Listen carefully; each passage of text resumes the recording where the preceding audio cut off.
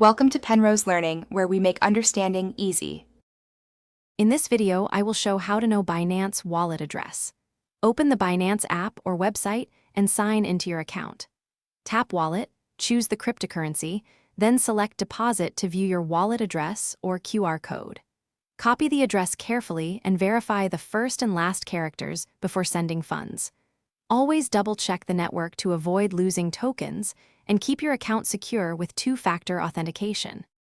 To find a Binance wallet address on mobile, open the app and tap Wallet.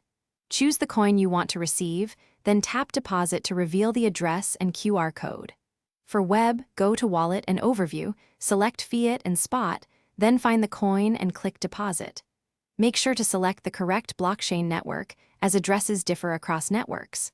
Copy the address and confirm visually before sharing now. When sending funds to a Binance wallet address, always verify the address matches the intended network. Small mistakes can cause permanent loss of crypto. Test with a tiny amount first, such as or a fraction of the token, to confirm delivery.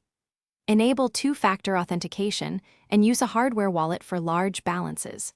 Beware of phishing links and never paste addresses into unknown sites or share private keys.